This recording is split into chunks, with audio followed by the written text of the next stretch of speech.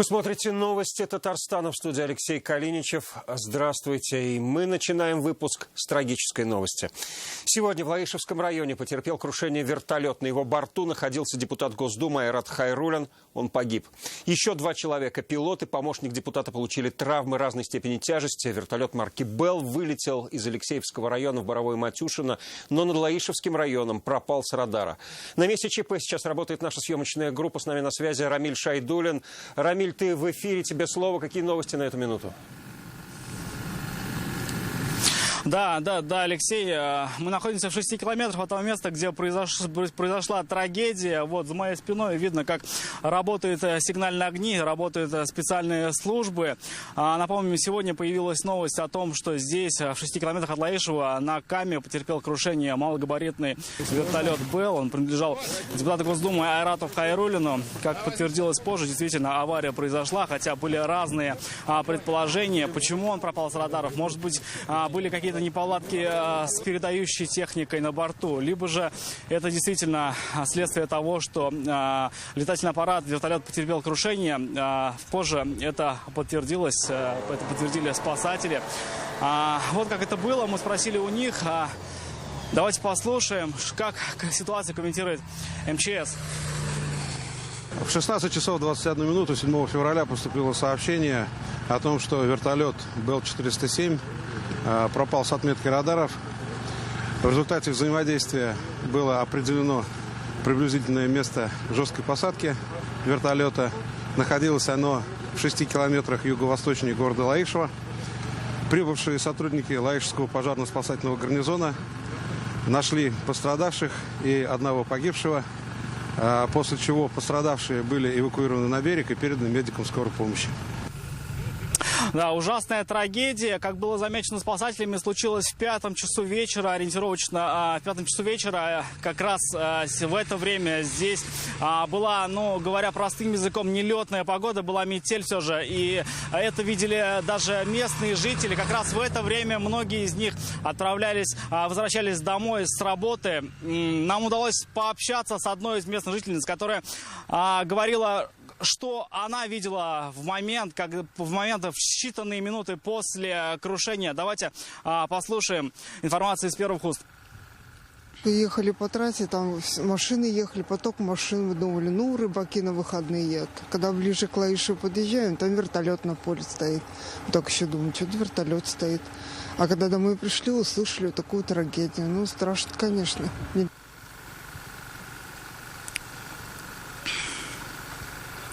Сейчас это место, как вы видите, освещено, потому что оно окружено огромным количеством техники и спецслужб. Здесь работает МЧС, здесь же работают пожарные, на всякий случай дежурят для того, чтобы не случилось никаких, из ряда вон выходящих событий. Все под строгим контролем. Множество журналистов, но, к сожалению, журналистов на место трагедии не пускают, потому что сейчас эта информация очень серьезно прорабатывается. Сейчас на месте идут следственные мероприятия, поэтому как будут дальше развиваться события, как будет дальше проявляться информация, остается только ждать и ждать официальных комментариев, что продолжаем делать и мы. Алексей. Спасибо, Рамиль. Будем ждать комментариев. Пока переходим к другим подробностям. По факту крушения вертолета возбуждено уголовное дело. Сейчас на месте работает следственная группа. Основными версиями авиационного происшествия рассматриваются ошибка пилотирования, техническая неисправность машины и погодные условия. Винтокрылая машина в результате удара о землю получила значительные повреждения корпуса. 2 человек, находившихся на его борту, с серьезными травмами направлены в больницу. Айрат Хайруллин оказался зажат в кабине вертолета. Он погиб. Возбуждено уголовное дело по части 2 статьи 263 Уголовного кодекса Российской Федерации «Нарушение правил безопасности движения и эксплуатации воздушного транспорта». Сейчас в РКБ с тяжелыми травмами и обморожением находятся оба пострадавших в авиакатастрофе. Им оказывается вся необходимая помощь. Ситуацию взял на личный контроль министр здравоохранения Марат Садыков. Из РКБ с нами на прямой связи наш корреспондент Алия Хайрудинова. Алия, какие там у вас подробности? Добрый вечер, Алексей. Действительно, мы сейчас находимся рядом с приемным отделением Республиканской клинической больницы. Как видите, здесь все спокойно, все в штатном режиме. Как вы уже сказали, оба пострадавших доставлены именно сюда. И здесь оказывается им вся необходимая медицинская помощь силами бригад врачей. Как оценивают их состояние сами врачи? Говорят, что состояние стабильно тяжелое, и сейчас их жизни ничто не угрожает. И действительно, ситуацию под свой контроль взял министр здравоохранения Марат Садыков. Он также находится здесь. А сейчас я предлагаю послушать самих врачей. Состояние пострадавших тяжелое, но нестабильное. У одного из них перелом одного ребра, третьего ребра. А у второго перелом 3 позвонков поясничных. Но угрозы жизни нет. Оба стабильные пациенты. Одному из них уже оказана медицинская помощь, второй он на стадии диагностики, но по результатам обследования у него перелом 3 позвонков поясничных. Алексей, мы остаемся здесь и будем с вами на связи. Передаю слово.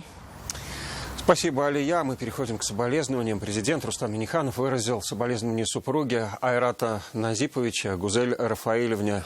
Примите мои искренние соболезнования в связи с трагической гибелью Айрата Назиповича. Это большая потеря не только для вас, вашей семьи, но и для всей республики. Из жизни ушел человек, внесший достойный вклад в развитие агропромышленного комплекса Татарстана, эффективно отстаивавший интересы татарстанских сельхозпроизводителей на высшем законодательном уровне в Государственной Думе России. Уверен, многим татарстанцам Айрат Назипович запомнится как активный благотворитель, воплотивший в жизнь немало добрых дел. Сочувствую вашему горю, желаю вам сил и стойкости в эти скорбные дни. Прошу также передать слова поддержки всем его родным и близким. Свои соболезнования выразил председатель Государственной Думы Вячеслав Володин. Айрат Хайруллин прошел путь от депутата городского совета Казани, Госсовета Татарстана до депутата Государственной Думы. С 2003 года Айрат Назипович представлял в Государственной Думе интересы избирателей республики. Более 10 лет возглавлял Национальный союз производителей молока. «Приношу глубокие соболезнования родным и близким Айрата Назиповича», сказал Вячеслав Володин.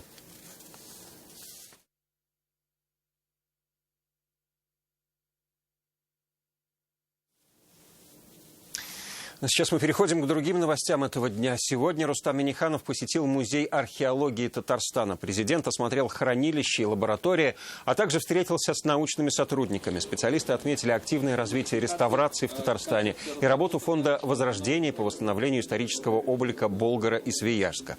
Проект сейчас завершен, и реставрационные мастерские нуждаются в ремонте и обновлении оборудования. За помощью сотрудники музея обратились к Рустаму Минниханову лично. Из разных регионов. Интересная вот находка, это тоже мавзолей казанских ханов с изображением барса. Это является и символом нашего института.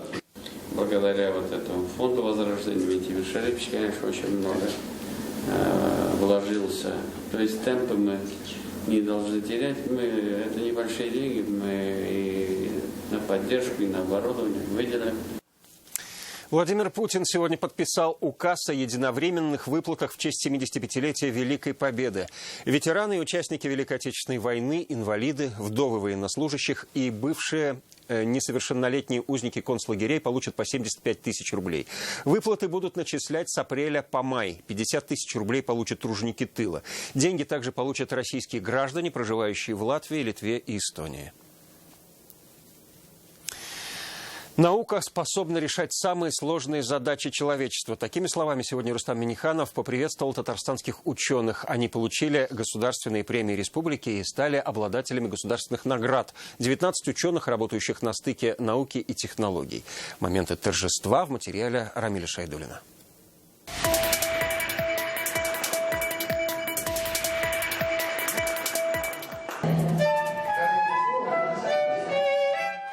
Звучит музыка, сыпется поздравление. День науки начинается в особой обстановке. В стенах Кремля 19 самых влиятельных ученых этого года. Искренне поздравляю вас с высокими наградами. Желаю вам успехов и дальнейшей плодотворной работы. За инновации и открытия все они представлены к высшим наградам республики. За успехи в медицине, нефтехимии, физике. 10 госпремий и 9 госнаград. За вклад в науку и технику и безудержную трудовую деятельность. Вот так они выглядят в раскрытом виде за секунды до того, как оказаться на награждаемых. Доктору медицинских наук, Профессору Игорю Игнатьеву звание лауреата Госпремии Республики в области науки и техники. Его команда в МКТЦ открыла новые методики лечения сердечно-сосудистых заболеваний. Радость большую за признание вот нашего, в общем-то, 30-летнего труда, огромного труда. Медали ордена сегодня удостоен Валерий Песошин, профессор кафедры компьютерных систем КНИТУ КАИ. Всю жизнь он оценивает знания студентов. Сегодня оценили его труды. Профессор Башкортостан Республикасы Фәннәр Академиясының. А вот их ученый труд экономит сотни миллионов рублей. Инновационные смесители уже используются на нефтедобыче страны. Это плод труда татарстанских и башкортостанских физиков. Это наш многолетний труд достаточно большого коллектива, который прошел все этапы, начиная от теоретических исследований, продолжая лабораторными. Ученых награждают за успехи в самых разных сферах, которые привели к общим прорывам. Настоящие успехи, конечно, они могут быть результатом только если каждый трудится. Кто-то должен быть профессором университета, кто-то инженером. На примере нашей науки мы показываем, как надо работать. Их называют светлыми умами, и это те, кто с наукой связал свои жизни. Рамиль Шайдуллин, Марат Зайдуллин, ТНВ, Казань. За выдающиеся достижения в учебе и науке сегодня 90 студентов Татарстана получили государственную стипендию. Это учащиеся вузов, курсанты военных училищ и МЧС. Чествовали их в главном вузе республики, в Казанском федеральном. За отличную успеваемость, победы и призовые места на конференциях, олимпиадах ребята получили денежные премии. Это от 16 до 33 тысяч рублей. Стипендии вручают в честь Дня российской науки. Ежегодно на основании указа президента мы чествуем наиболее отличившихся студентов, аспирантов, адъюнктов, учащихся СУЗов. И этот год не стал исключением. Все это, безусловно, направлено на то, чтобы замотивировать ребят, дать им почувствовать, понять, что Татарстан о них заботится, Татарстан в них заинтересован. На мой взгляд, очень престижно и очень радостно, что удалось попасть в эти топ-100 лучших студентов Республики Татарстан. Конечно же, граниты науки пришлось грызть, но помимо этого работа в общественных организациях Республики Татарстан и, конечно же, на благо своего родного вуза. Татарстанские ученые вносят весомый вклад в развитие экономики республики, но нужно быть активнее и привлекать молодежь в свои ряды. Без этого национальный проект «Наука» не удастся реализовать в полной мере. Об этом сегодня рассказал Фарид Мухаммедшин в Академии наук. Здесь награждали лучшие умы республики. Кто они, двигатели прогресса? С некоторыми из них познакомился Рамиль Галиуллин. Моя деятельность, она многогранная. Говорить о науке Ольга Улемнова может часами, но ведет она не только научную, но и творческую работу. Последняя направлена на исследование искусства международной и российской графики. В частности, я являюсь одним из кураторов, инициатором проведения международной биеннале печатной графики, которая проводится в Казани с 2011 года. Ольга Улемнова и еще несколько десятков лучших специалистов республики сегодня получали ордена, благодарности и именные премии. Вручал Фарид Мухаммедшин. Председатель Госсовета отметил, важно развивать научную инфраструктуру, отраслевые вузы, НИИ, технопарки и Иннополис. Это приоритетная задача до 2030 года. Фарид Мухаммедшин добавил, что в Конституцию страны готовят поправки, чтобы поднять авторитет науки. Если удастся это провести в Конституцию, в ее изменения, которые грядут, я думаю, что ваша деятельность, роль академической науки, она будет поднята на новую высоту. И очень хотелось, чтобы Татарстанская академия наук тоже свои мысли как-то в эти дела внесла. Искусство, здравоохранение, образование и медицина. Проекты татарстанских ученых затрагивают практически все сферы жизни. К примеру, Марс Михайлов борется с заболеваниями костей и суставов. Я в течение многих лет уже занимаюсь вопросом лучевой диагностики. Это очень распространенное заболевание, скажем, особенно заболевание позвоночника. Нет людей, у которых не болел бы позвоночник до сегодняшний день. День российской науки отмечается с 1999 года. Фарид Мухаммедшин подчеркнул, итоги подведут в следующем году на 30-летний юбилей Татарстанской академии наук. Рамиль Галиуллин, Данил Филатов, ТНВ, Казань. Главное – устранить разрыв между поколениями. Так, по мнению депутатов Госсовета, можно повысить производительность труда. Сегодня этой теме посвятили совместное выездное заседание движения ТНВ и Комитета по экономике. Встреча прошла на Зеленодольском заводе имени Горького. Завод одним из первых в республике вошел в республиканскую программу национального проекта «Повышение производительности труда и поддержка занятости». Какие есть результаты сегодня, увидел Дмитрий Аренин. Газинур Галиуллин – судостроитель опытный, а станок у него недавно обновленный. Как говорит Корабел, такой сплав и дает производительность. Новые станки пришли с компьютерами. Люди, которые до этого не работали, изучают, и, как говорится, повышается производительность работы, и зарплата, соответственно, растет. Как обновляется предприятие, сегодня показали депутатам Госсовета. Уже несколько лет завод серьезно вкладывается в новое роботизированное оборудование. Невооруженным взглядом видно, что детали сделаны на старом и на новом оборудовании. Это, что называется, две большие разницы. С новым и на старом оборудовании детали получаются такие шероховатые все, а новые производятся еще плюс намного быстрее. Благодаря модернизации цехов строительство кораблей значительно ускорилось, а производительность труда выросла на 10%. Такими темпами собираются выйти на лучшие мировые показатели. И это не просто громкие слова, это сегодня уже наработанная та работа, которая планово идет. Более сложной задачей не просто поставить новые станки, но и научить на них работать. Для этого на судостроительном открыли свой учебный центр. В минувшем году в нем улучшили навыки 4000 рабочих. Без цифровизации сейчас невозможно. А цифровизация – это, в принципе, как правило, новое поколение молодых людей может освоить. Поэтому смена поколения, революционная смена поколения во всем машиностроении неизбежно будет. Помочь промышленникам с модернизацией призвана и господдержка. На это нацелен целый комплекс национальных проектов. Дмитрий Аренин, Рамзиль Гарипов, ТНВ, Зеленодольск. Завтра в Челнах прекратят курсировать НИФАЗы. 190 автобусов большой вместимости исполком города возвращает лизинговой компании КАМАЗ. Теперь многоместный транспорт заменит маршрутки. Как в новых условиях будет ходить транспорт, сегодня рассказало руководство города. Всю информацию о количестве маршруток и схемах их движения публикуют на сайте города. Исполком заверил, курсирование микроавтобусов в Челнах мера временная. Никаких проблем с транспортной доступностью не возникнет, потому что есть необходимое количество автобусов, водителей, они подготовлены. Отказываться от идеи больших автобусов в нашем городе никто не собирается. Пока мы это решаем, да, придется попользоваться автобусами малой вместимости. Тарифы на вывоз мусора в республике выросли сразу на 20%. За январь жители собственных домов вместо прежних 78 рублей будут платить 93. А жители квартир вместо 71 рубля получат квитанции на 86. Повышение произошло из-за включения в оплату НДС. Тариф взимается с каждого прописанного человека. Напомним, решение о повышении платежей было принято Госкомитетом республики по тарифам в декабре прошлого года. Расчет из стоимости 1 кубометра мусора. Так, предельно возможная стоимость за его вывоз уже с июля этого года вырастет на 4%.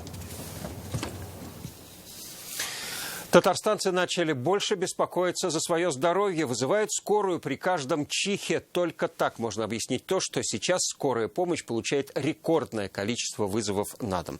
Об этом говорят врачи. Сегодня эпидпорог по ОРВИ и гриппу в Казани превышен на 35%, в республике на 8%. Из-за карантина школьные каникулы продлили более чем в 200 классах. Прилетающих в Казань китайских студентов отправляют на обсервацию. Сергей Хайдаров оценил обстановку. Видите, класс пустой, поскольку у нас один класс, второй закрыт на карантин. После каникул татарстанские школы не досчитались целых классов. К примеру, в 102-й гимназии на карантин по ОРВИ и гриппу отправился второй Ж. Там больше всех заболевших. Каникулы им продлили, чтобы не заразить всю школу. Иногда родители отправляют учиться детей даже с температурой, говорит директор. Или не с кем оставить ребенка, если, например, это маленькие дети, да? Или все-таки старшеклассников больше отправляют, потому что они должны учиться в первую очередь. Вот, поэтому есть такие случаи, но отправляем домой. Такая же ситуация и в Челнах. К примеру, в 5-й школе из-за карантина дома сидят первоклашки. Остальные учатся, хотя меры профилактики стоят прямо на партах. Я носила дома маску, принимала лекарства, лечился доктор мамом. Вот, а болела у меня голова. Эпидпорог по гриппу и ОРВИ в Казани превышен на 35%, по республике на 8%. Это не больше, чем в другие года. Тем не менее, количество вызовов скорой помощи на дом сейчас бьет все рекорды. Мы отмечаем значительное увеличение вызовов на дом педиатров и участковых терапевтов. Скорая помощь сейчас работает с очень серьезной нагрузкой. Мы фиксируем рекордное количество обращений. Можно предположить, что татарстанцы перестраховываются из-за шумихи в мире вокруг коронавируса. Роспотребнадзор уже не раз сообщал, предпринимаются все меры защиты. Китайские студенты, которые прилетают из Поднебесной в Казань после каникул, попадают сюда на карантин в детский оздоровительный лагерь «Пламя». Как нам известно, сейчас здесь находится больше 10 жителей Китая, и здесь они должны пробыть не меньше 2 недель. Нас даже впустили внутрь, но общаться с гостями из Китая нельзя. Пока мы были на территории, сюда приехали еще несколько студентов.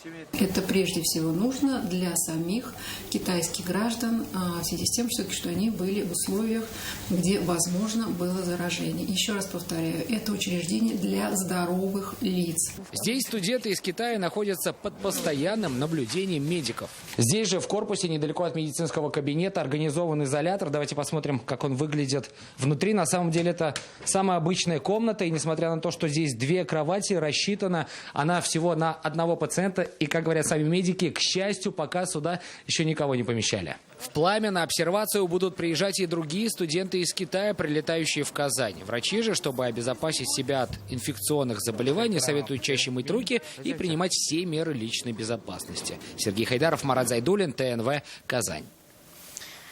Хостел сети Аяза Шабуддинова строго запретил вход туристам из Поднебесной. Имеет ли на это право он и кто последовал за его примером, читайте в интернет-газете «Реальное время».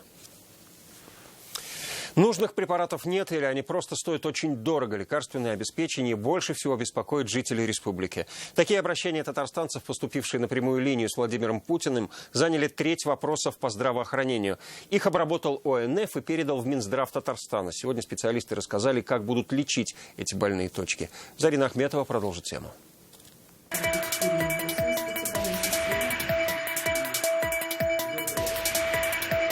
В месяц в нашу семью уходит порядка 80 тысяч, чтобы только приобрести лечебное питание ребенку. Это, по словам Анастасии Линстер, практически вся пенсия по инвалидности. У ее сына ДЦП и эпилепсия. В 17 лет мальчик весит всего 22 килограмма. Нужны лечебные смеси, но они не входят в перечень специализированных продуктов, утвержденных правительством. А значит, бесплатно не выдаются. Данное питание очень дорогое. Минимальная сумма одной банки там 600-800 рублей. А таких баночек с сухой смеси нужно на месяц от 10 и более. Мы обращались в прямую линию к Путину. Казань, Набережные Челны, Елабуга, Бугульма. Еще более 30 родителей столкнулись с проблемой предоставления лечебного детского питания. Но это только часть вопросов по здравоохранению, обработанных Общероссийским народным фронтом. Всего их 174. И 1/3 касается проблемы лекарственного обеспечения. Врач, лечащий, выписывает там рецепт пациенту, да, он идет, скажем, там в аптеку или обращается в ФАП, а это лекарство отсутствует. Как решаются эти и другие обращения граждан, говорили сегодня в Минздраве. По словам специалистов, есть препараты, которые стоят заоблачно дорого. Один из них – Спинраза. За него пациенту придется отдать почти 8 миллионов рублей. А нужны сразу 6 флаконов. Этой проблемой занимаются на федеральном уровне. И, скорее всего, этот препарат будет вводиться в рамках программы оказания высокотехнологичной медицинской помощи. Нехватка врачей первичного звена – еще один вопрос. Отсюда и проблемы с записью на прием. С ней жители обращаются в народный контроль. Принимаются конкретные меры для улучшения и качества работы в первичном звене, и дополнительное финансирование заработной платы, и другие социальные льготы. Отдаленность и неукомплектованность ФАПов. Некоторые фельдшеры уже сами обращаются в ОНФ. Важнее найти системные проблемы, чтобы наш Народный фронт, общественность эти проблемы донесла до власти и решила их. Обработанные обращения татарстанцев ОНФ передает в министерство. Следующую встречу проведут уже судебными приставами. Зарина Ахметова, Игорь Романов, ТНВ, Казань. Благодаря добрым сердцам наших телезрителей удалось собрать 400 тысяч рублей на лечение маленькой Ани Севастьяновой. Репортаж о ней мы показывали только накануне. Врачи поставили годовалому ребенку тяжелый диагноз – дисплазия головного мозга. На срочную операцию в Германии им требовалось собрать 500 000 рублей. Родители девочки говорят спасибо всем, кто не остался в стороне. Я хочу от нашей семьи Севастьяновых поблагодарить всех вас за то, что вы не остались равнодушными к нашей истории. Дай вам Бог здоровья, благополучия, счастья. Огромное спасибо. И огромное спасибо сотрудникам канала ТНВ.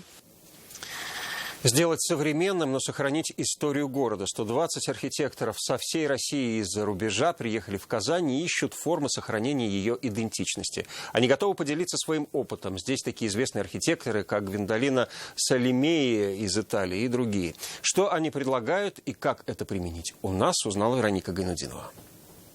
Культура города, конечно, рассматривается в более широком смысле, чем отдельно взятое здание. Внутренние дворы, фасад одного здания, окна другого, кровля третьего. Важно все, считает итальянский архитектор. По ее мнению, чтобы создать баланс, важен архитектурный ансамбль.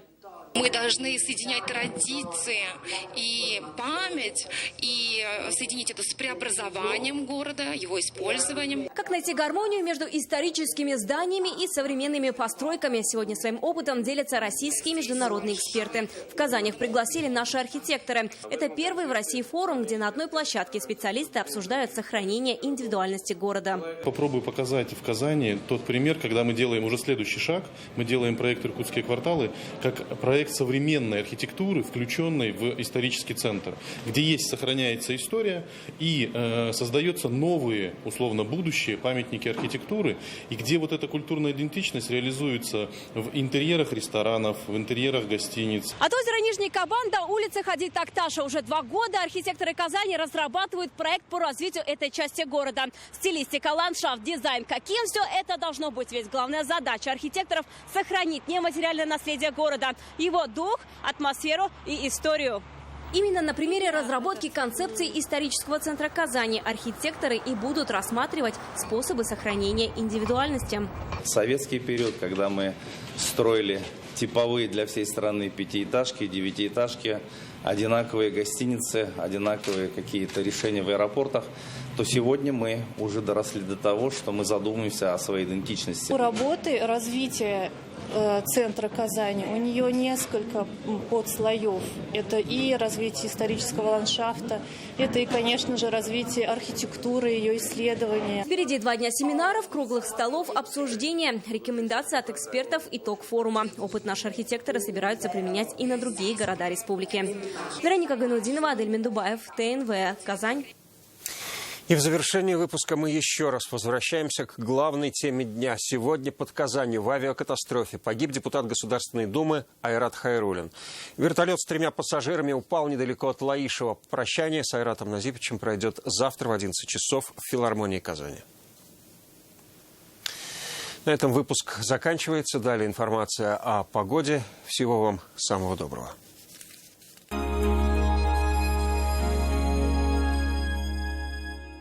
Егерме 8 февраль Озанның Ленин исемендәге Мәдәният сарайында Болгар радиосы концерты. Сез яраткан җырлар татар эстрадасының популяр артистлары бер сәхнәдә. Канавто на Минской в феврале дарит всем покупателям автомобилей «Лада» комплект зимней резины и другие приятные подарки. Обменяйте свой автомобиль на новую «Лада» с выгодой до 124 900 рублей. Канавто 512 12 12. Алан Клиник. Лечение геморроя и трещин без операции.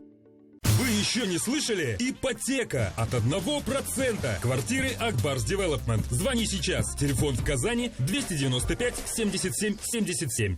Европейское качество. Экологически безопасное антипригарное покрытие. Длительное и комфортное использование. Все это посуда Кукмара. Тепло и уют в каждый дом. 8 800 333 93 45.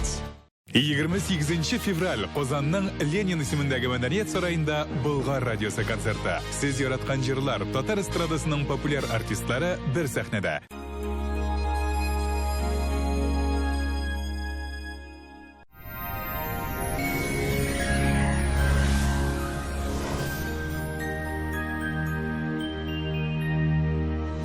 Здравствуйте! В предстоящие сутки холодный атмосферный фронт значительно остудит воздух на территории нашей республики, а из-за туч выглянет солнце.